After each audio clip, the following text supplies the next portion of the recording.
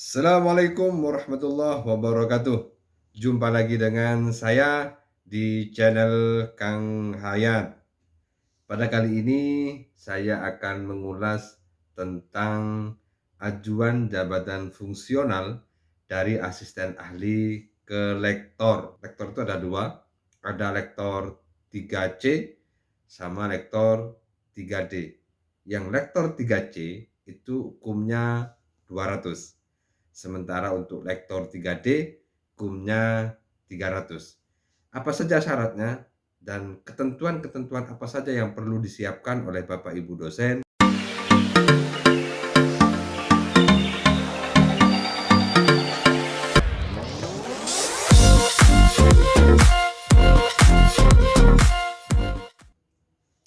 Untuk syarat-syarat yang lain, untuk pemenuhan terhadap KUM yang tadi disampaikan, baik yang KUM 200 ataupun yang KUM 300, bagaimana membedakannya? Bisa dibedakan dari unsur-unsurnya. Unsur pendidikan dan pengajaran, unsur penelitian, unsur pengabdian maupun unsur penunjang. Ada dua unsur dalam proses penilaian angka kredit. Ada unsur utama, ada unsur penunjang. Unsur utama itu berkaitan dengan tridharma. Kemudian yang terakhir adalah unsur penunjang. Baik yang 300, lektor 300 ataupun lektor 200, pemenuhan terhadap unsur ini juga menjadi penting. Ini akan saya sampaikan.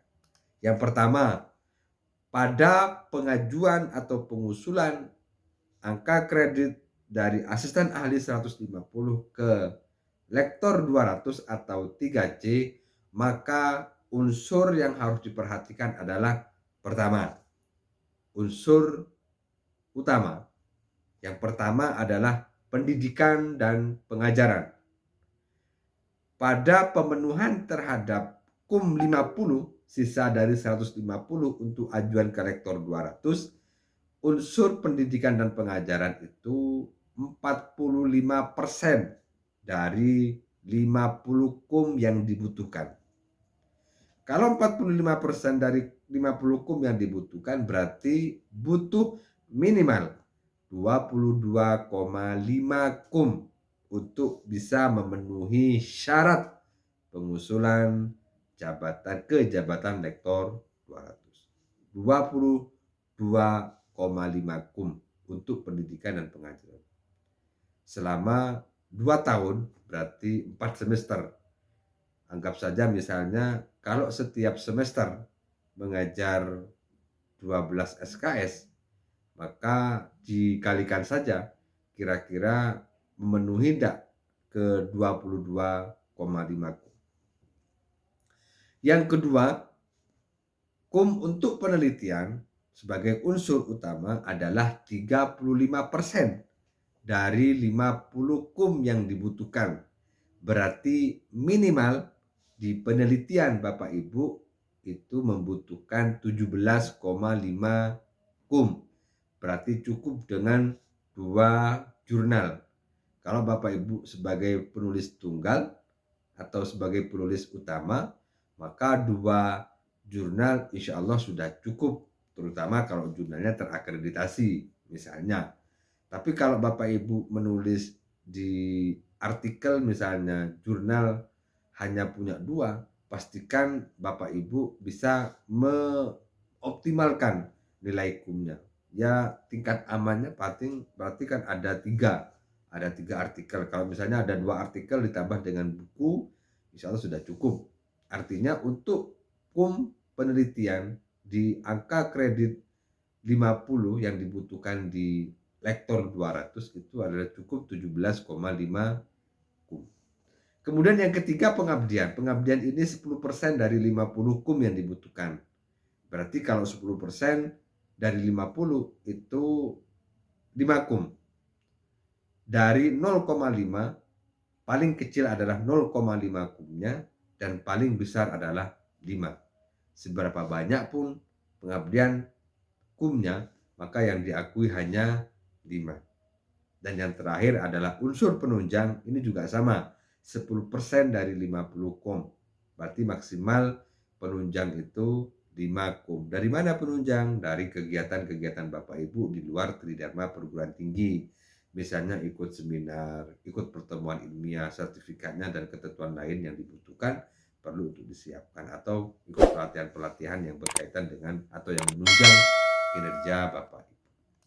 Kemudian bagaimana yang dengan kum 300 atau dari asisten ahli 150 ke lektor 300 atau 3D? Apa saja yang dibutuhkan di dalam unsur-unsurnya dan berapa persen unsur-unsurnya? Yang pertama, untuk pendidikan dan pengajaran persentasenya sama, yaitu 45%. Tetapi 45% dari kebutuhan kumnya, yaitu 150. Karena kalau mau ke 3D atau ke lektor 3D, maka yang dibutuhkan kumnya adalah 150. Berarti 150 asisten ahli ditambah 150 yang diperlukan di dalam pengusulan lektor 300 adalah 150. 45% pendidikan dan pengajaran dari 150 kum, berarti minimal Bapak Ibu harus mengumpulkan sebanyak 67,5 kum. Bisa misalnya selain pengajaran, Bapak Ibu juga bisa dari buku ajar atau modul. Dari buku ajar itu, kalau buku ajar berarti 20, punya 2 buku ajar selama 2 tahun, berarti sudah 40 kumnya. Insya Allah mencukupi, ditambah dengan mengajar mata kuliah dari semester 1, 2, 3, 4 dari TMT, itu insya Allah sudah cukup. Jadi kalau misalnya ngajar 12 SKS per semester, 4 semester, ditambah dengan buku 2 buku ajar, berarti cukup ke angka minimal 67,5 kum.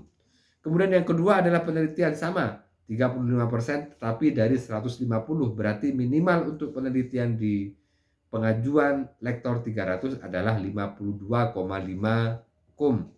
Berarti setiap semester punya artikel atau ditambah dengan buku referensi atau buku monograf. Sehingga ini juga bisa menunjang Bapak Ibu untuk bisa memenuhi angka kredit minimal yang dibutuhkan di dalam pengusulan jabatan fungsional lektor 300 di unsur penelitian. Unsur penelitian itu cukup 52,5 kum. Insya Allah cukup. Apalagi kalau Bapak Ibu produktif nulis, produktif membuat artikel ilmiah atau publikasi artikel ilmiah, insya Allah tidak sulit. Selama ini bisa diatur dengan baik, persyaratan untuk pemenuhan kum itu selesai.